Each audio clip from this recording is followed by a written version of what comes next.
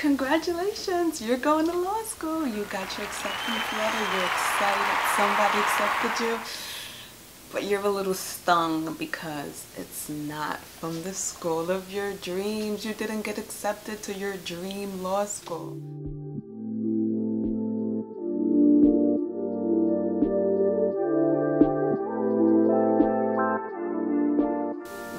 This video is for people who got into law school but want to transfer.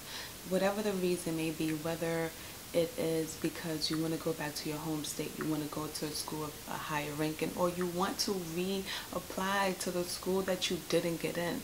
And you know that if you apply yourself in law school and come back as a stronger candidate, that you'll probably increase your chances of actually getting accepted to your dream school. But whatever the reason that you want to transfer, it's valid. So I'm gonna help you guys get into the school that you want to go to. Okay, so number one is grades. That's it. You have to get good grades. That's it. Video's over. Thank you guys for watching. No, okay, but seriously, there's more to it than grades, but grades are the main thing. Think about it. You didn't get in the first time because it was competitive. So why do you think not applying yourself in law school is going to be less competitive? No, you have to receive A's and B's. Maybe a C. You want to make sure that you are strong academically. You want to show them that you beat out the rest of the kids in your class, because law school is a numbers game, okay? There's only a certain amount of A's, B's, C's, D's, and then some schools have plus and minuses. But if you got the A, then that just shows that you're the top. They want you. They need you. Then now you can go in confident and cocky to let them know what you can bring to their school. Law school is a number game, and each law school has a certain amount of applicants that they can offer enrollment to. With that being said, you have some schools that have traditional approaches, which is only fall enrollment. Then you have some schools that are more liberal and modern that perhaps provide spring, and some even provide winter enrollments. So that's something to think about. According to the ABA, in 2019, 112,882 applicants received acceptance letters in 209 law schools in America that accepted people.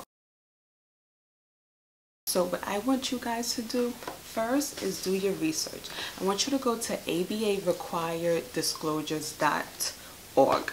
I'm going to put the link in the description box. All you have to do is click it. This website provides you, the applicant that's interested in transferring, with the statistics of how many transfer students that each law school accepts. That's the golden ticket. So like I said, law school is a numbers game. So you need to weigh out your options and be realistic. You need to go on the website, and I want you to at least do 3 previous consecutive years, okay? So 2020 is not up yet, so I want you to do 2019, 2018, 2017. Okay, and I want you to go on that website, A, looking for how many transfer students that they accept, and 2, looking at the GPA and the LSAT that these applicants have. Okay, and I want you to compare it to your profile and what you bring in your application. You will go to the website and you click the year, you click the school, and you'll look up the information, and you'll compile the information of all the schools that you want to go to see the likelihood that you would get in. And I want you to look at the pattern. See if they are increasing the number of transfers, or they're decreasing the number of transfers.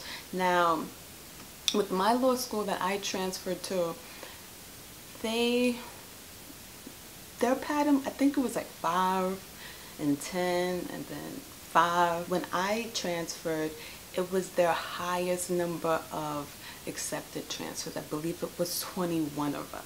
Okay, so don't be discouraged if it's 2, 1, 3 and it's consecutively 3, 4, 5, whatever the case may be, I would still apply. Also, a great point of contact is toplawschool.com. It's other people that is telling you their statistics. That's also a source of information so you can compare and see yourself and say, oh, okay, I could apply. I am a strong candidate for this school, and the likelihood of me getting accepted is highly. Okay, so that's the first thing I want you to do. I want you to do your research. I want you to see a trend, and I want you to compare your application to the applicants that they normally accept. The second thing I want you to do is reach out to the school, email them, call them. I need you to be friendly with somebody in admissions. Ask them questions. I don't know, I can't think of something right now, but be creative. Let them know that you're applying so that they can think about you. If they only have one more spot and it's between you and somebody else, you want them to be like, oh, well, yeah, Rose is the one that was emailing me and calling and, you know, providing updates with her application and asking questions. Yeah, I like her. She's assertive. She's this, she's that. You know, she can speak well. Da, da, da, da. Like, let them have other things. Like, yes, the application has it, but sometimes you have to be in people's face. Sometimes you have to think outside the box. If you really want something, like, there's nothing that you wouldn't do for it. Like, you wouldn't be shy. You wouldn't think that it's doing too much. You do it because you want it, right? So have that same energy with applying to law school and reaching out to these people. Become friendly with somebody in admissions so that people in admissions is like, oh yeah, this is the girl that's always emailing and calling. But, you know, don't do it too much where it's like, this is the one that's always emailing and calling about nonsense, about stuff that she can find on the internet. You know, like, there's ways to do it. Okay, that's that. There is also a thing of early decision. Early decision is after you get your first semester grades, then you apply and then you commit to whatever school that you get accepted to. You could do that. I personally didn't do it. I know a lot of people that did and they got accepted and they, you know, secured their seats. I don't know, in retrospect, I feel like perhaps I could have done that, but I don't know why I didn't. I also want you guys to go on Instagram, Facebook, and reach out to students. Reach out to students that are there, that are taking pictures in the library, that are just putting the geotag of the school there. Find out what it is like as a student going there. I feel like a lot of times we have these ideas of how we want our life to be, what school we want to go to, what job we want to work at, but once we get there, it's really not all of that, and sometimes the grass isn't greener on the other side. So make sure that you do as much research as possible to make sure that you're making the right decision, to make sure that it's a right fit, to make sure that the organizations are there, to make sure that the opportunities are there, whether it is internships, providing jobs, real connections. Like, you want to make sure that, you know, your next step is your best step. It doesn't make sense to transfer to trash or somewhere that is not going to pivot you to the next level in life. So be very conscious of your decisions as you compile the schools that you want to transfer to. Now, the next thing is financing and money. So you already know that it's expensive and you should apply for a waiver. So each school, some schools provide waivers. Some school, it says it on their website. Some schools have it with LSAC. And you can apply through LSAC. I believe if you apply with LSAC, you get to apply to 5 schools for free. Each additional school after the 5, you can reach out to them personally to see if they have a waiver code or whatever the case may be, so that you don't have to pay. As you know, it's expensive. Application fees could range, I think the highest is like $95. And you know, it adds up. If you keep applying to schools, that's 30, 50, 85, 95, 80, 90, 95. It just adds up and you're already anxious and you're already in limbo because you don't know if you're going to stay at the current school or you're going to get accepted to the next school. So I would be realistic with the budget as well. I know a lot of people that applied to like 12 schools, and it was a lot of money. You know, it like when somebody says that they applied to 12 schools, that's a lot of money. Okay, that's just a lot of money. So to cut costs and to just, you know, like my thing is this: even if you haven't applied, because it can save you in the end. Like, these schools don't really need $85–$65 from you. Like, they don't. So think about the cost of the applications. Now, after you get your waivers and you have your application and you have wrote your personal statement, each school has a different topic. So also compile that in your I guess you will have like a planner. So you'll have your schools, the deadlines. You have to keep on top of the deadlines, right? Each school has different deadlines. You need to compile what exactly each school wants. Each application is different. Some schools only want a application. I mean, yeah, they want you to fill out the application on LSAC. They want you to provide a personal statement, transcript. Some schools don't even want letter recommendations. Some schools want one, some schools want two letter recommendations, right? So you need to make sure that you know exactly what each school wants from you. The easiest way to get a rejection is not following the application process and providing what the school wants. If the school wants 3 letters of recommendation, you got to go out there and find your 3 letters of recommendation. Simply giving them one or ignoring the fact is not going to get you in. So just follow through and see exactly what it is. You may have to write multiple personal statements because each school has a different question. Now, segue into letters of recommendation. So how do you ask one of your professors that you excel in the class? The easiest way to ask somebody is to just ask them. You know, set up office hours time and just reach out to them in an email, you know, and let them know that you want to meet with them. After you meet with them, you sit down with them, let them know, oh yeah, everything, you know, I did really well in class, blah, blah, blah. And you just ask, what's the worst that they can say? No? Okay, then you have 4 or 5 other professors to ask. Okay? And depending on your school, sometimes your professors may not, you know, be so freely of giving you a letter of recommendation. But you ask everybody. You ask your legal writing professor, you ask the librarian, you ask whoever has authority and has a signature of the law school that you went to, and you get your letter of recommendation. And I don't want you guys to be discouraged because somebody says no. I got told no like 3 professors. It's okay. One of them said yes. I got my acceptance letter to the school that I wanted to go to, and my behind was out back to New York City. Okay, so you don't let anybody dictate and tell you no, and that's the end or be all. No, it's not. Okay, so let's do a little recap of what we learned today and how we're going to apply and execute what we learned today, put it into action, and get into the school that we want to transfer to. So like I said, number 1 is grades. You need good grades to get in. C's and D's is not going to help you.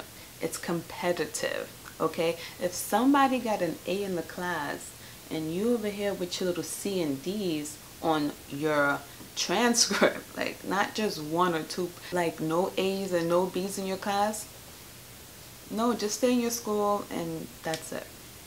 So grades are important. It's imperative that you excel. So aim to be on the dean's list. Aim to be on honor roll. If you excel, then you now can negotiate and get scholarship money from the school that probably rejected you, or the school that you just simply wanted to go to for whatever reason, whether it's because you want to go back to your hometown, you want to go to a different city and state, maybe the job market is better, or 3, you want to go into a higher ranked school. Whatever the reason, like I said, it's valid. The second thing I want you to do is do your research, look at the numbers, run the numbers, know the numbers, and that's it. Reach out to people.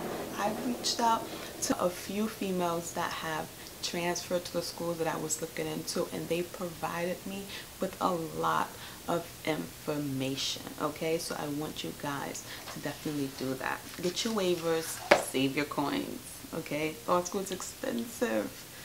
Save your coins and get your waivers and apply to as many schools as you want. Think about it. If you want to apply to 12 schools and you can get at least 7 of them for free, come on, you're winning. Then maybe you can increase how many schools you apply to. Maybe you can increase them more because you didn't pay for 7, right?